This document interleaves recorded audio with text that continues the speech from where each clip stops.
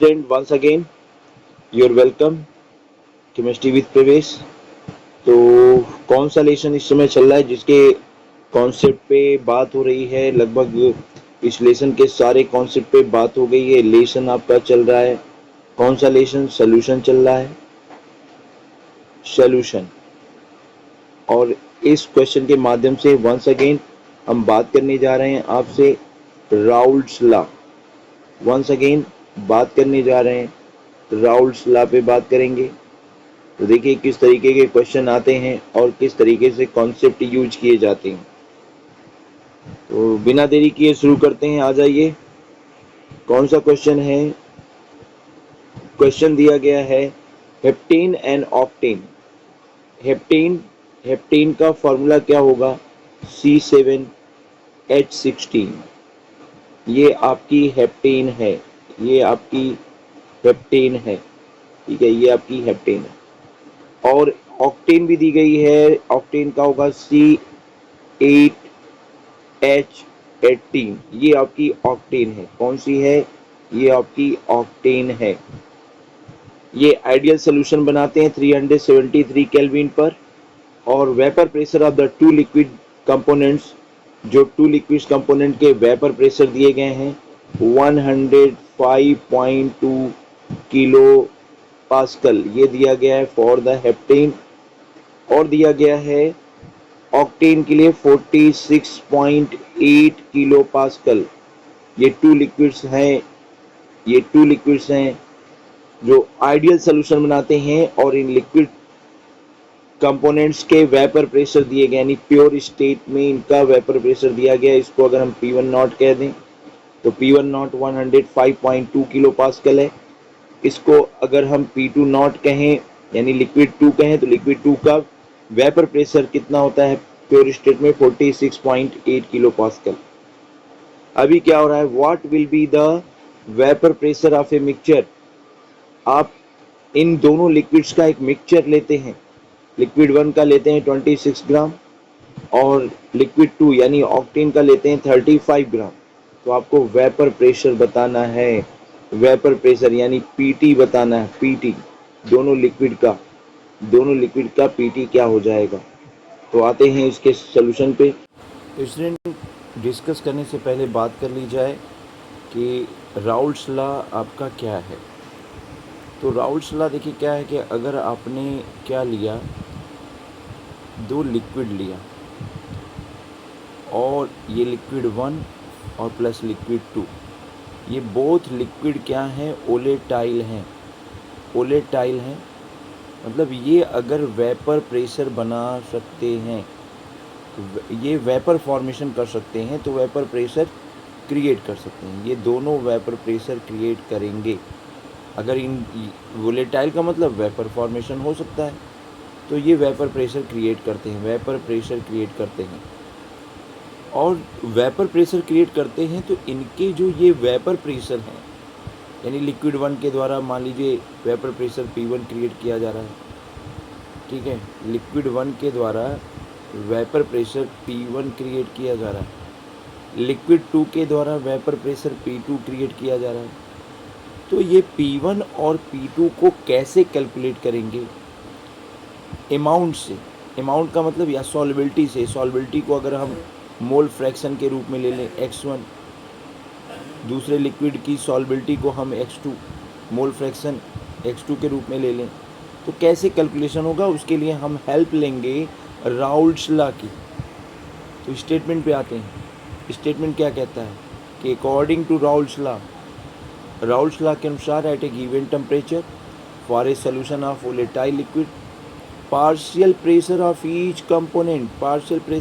Component, हर एक component का जो पार्शियल प्रेशर होगा, यानी लिक्विड 1 का पार्शियल प्रेशर P1 है, ये इक्वल होता है product of vapour pressure of the pure component and mole function. Product का मतलब आप मल्टीप्लाई करते हैं, मल्टीप्लाई करने के बाद जो रिजल्ट होता है उसी को प्रोडक्ट कहते हैं। तो equal to the product of vapour pressure of pure component. मान लीजिए जब लिक्विड 1 प्योर स्टेट में है तो उसका वेपर प्रेशर P1 नॉट है एंड इट्स मोल फ्रैक्शन, और लिक्विड सॉल्यूशन में मोल फ्रैक्शन x1 है तो P1 equal to P1 not x1 हो जाएगा। उसी तरीके से अगर लिक्विड 2 के वेपर प्रेशर को कैलकुलेट करना है, ये भी लिक्विड 2 के प्योर कंपोनेंट के वेपर प्रेशर और मोल फ्रैक्शन के क्या हो जाएगा, इक्वल हो जाएगा। क्लियर है? अब चूंकि आपने क्या किया है, दो लिक्विड का सॉल्यूशन तैयार किया है, लिक्विड 1 लिक्विड 2, तो सवाल ये कि दोनों लिक्विड के टोटल वेपर प्रेशर क्या होंगे, दोनों लिक्विड के टोटल वेपर प्रेशर क्या होंगे, वो कैसे कैलकुलेट होगा। तो ये कैलकुलेट करने के लिए आपको करना पड़ेगा PT equal to P1 plus P2, PT equal to P1 plus P2। अब देखिए स्टूडेंट, PT का कैलकुलेशन कैसे हो सकता है। PT का कैलकुलेशन चूँकि ये होता है P1 प्लस P2, तो सिंपली आप इसको P1 की वैल्यू यहाँ कर दो P1 नॉट x1 और प्लस हो जाएगा P2 नॉट x2। कभी कभी क्वेश्चंस आपको अलग तरीके से भी मिलेंगे, तो इस फार्मूले को थोड़ा सा मॉडिफाई भी करते हैं, क्योंकि आपको पता है ये बाइनरी सॉल्यूशन है और बाइनरी सॉल्यूशन में दोनों लिक्विड के मोल फ्रैक्शन दिए गए हैं, तो दोनों के मोल फ्रैक्शन का जो सम होता है वो 1 होता है। तो अगर हम यहाँ x1 अगर हम क्या करें, यहाँ पे x2 की वैल्यू निकालें, तो x2 की वैल्यू क्या हो सकती है, 1 माइनस ax1 हो सकती है। यहाँ हम अगर x2 की वैल्यू निकालें तो 1 माइनस x1 हो सकती है, या अगर हमें x1 की वैल्यू निकालना है तो x1 की वैल्यू 1 माइनस x2 हो सकती है ना। क्लियर है? अभी हम क्या कर रहे हैं कि हम इसी फार्मूले में PT इक्वल टू लिख रहे हैं P1 नॉट, और x1 की जगह इस x1 की के प्लेस पे हम 1 माइनस x2 का उपयोग करते हैं, 1 माइनस x2 का उपयोग करते हैं, और प्लस ये आ जाता है P2 नॉट x2, राइट। अभी देखो क्या ये हो जाएगा, ये हो जाएगा आपका P1 नॉट और ये हो जाएगा minus P1 not x2 plus P2 not x2 हो जाएगा। अभी इसको आगे सॉल्व किया जाए तो ये हो जाएगा P1 नॉट, ये हो गया P1 नॉट। अब देखो इसको हम इसके क्रम को थोड़ा चेंज कर देते हैं, हम लिख देते हैं P2 not x2 minus P1 not x2, तो ये हमें मिल रहा है P1 नॉट x2, इन दोनों में हम कॉमन ले लें तो मिल जाएगा x2, और ये हो जाएगा P2 not minus P1 not. तो आपको ये मिल जा रहा है। उम्मीद कर रहे हैं कि PT निकालने के लिए एक फार्मूला आपका ये भी बिल्कुल काम आने वाला है, कि अगर कभी इस तरीके के क्वेश्चंस आएंगे तो आप इसका उपयोग कर सकते हैं, राइट। अब आते हैं कि कैसे क्वेश्चंस को सॉल्व किया। अब देखिए स्टूडेंट, जो क्वेश्चन दिया गया था उस क्वेश्चन में हम क्या करें, राउल्ट्स लॉ का उपयोग करें। तो राउल्ट्स लॉ में हमें यही आएगा कि P1 equal to P1 not x1 और P2 equal to P2 not x2। तो क्योंकि हमें जब 26 ग्राम ऑफ हेप्टेन दिया गया है, 26 ग्राम हेप्टेन का दिया गया है, और 35 ग्राम हमको क्या दिया गया है, ऑक्टेन का दिया गया है, 35 ग्राम ऑक्टेन का दिया गया है। तो एट दैट कंडीशन आप कैसे टोटल वेपर प्रेशर निकालेंगे, तो इसके लिए P1 प्लस P2 का उपयोग करेंगे। P1 की value P1 not x1 plus P2 की वैल्यू P2 नॉट x2 कर देंगे। अब देखिए क्वेश्चन में आपको आगे बढ़ना पड़ेगा कि P1 not vapour pressure of the heptane in pure state, ये दिया गया है, कितना दिया गया है, 105.2 किलो पास्कल। क्वेश्चन में ही दिया गया था कि आइडियल सोल्यूशन बनाते हैं, तो आइडियल सोल्यूशन बनाते हैं, उनके प्योर स्टेट के वेपर प्रेशर दिए गए हैं। और P2 नॉट क्या होता है, P2 not vapour pressure of octane in pure state, ये 46.8 किलो पास्कल हो जाएगा। अभी x1 और x2 की वैल्यू कैसे निकालें, x1 और x2 की वैल्यू, तो x1 यानी मोल फ्रैक्शन निकालना है हेप्टेन का। फार्मूला कौन सा यूज होगा मोल फ्रैक्शन के लिए, आपका बना हुआ वीडियो वैसे आपको आना चाहिए कि x1 इक्वल टू, अगर आपको मोल फ्रैक्शन निकालना है तो number of moles of heptane upon total number of moles N1 plus N2। उसी तरीके से अगर आपको निकालना है x2 का, तो x2 का मोल फ्रैक्शन कैसे निकालेंगे, या तो N2 upon N1 plus N2 कर लो, या फिर 1 माइनस x1 करके भी आप निकाल सकते हो 1 माइनस x1 से। क्यों? क्योंकि आपको बताया x1 plus x2 equal to 1 होता है। तो अगर x2 निकालना है तो 1 से हम x1 को क्या करें, इकाई 1 को माइनस कर दें। ठीक है, आगे चल। तो देखिए क्या है कि आपको नीड होती है कि N1 का पहले कैलकुलेशन आप करें। तो N1 का कैलकुलेशन कैसे करेंगे? N1 के कैलकुलेशन के लिए होता है मास अपान मोलर मास, W1 अपान M1। W1 यानी मास ऑफ 15 आपको दिया गया 26 ग्राम।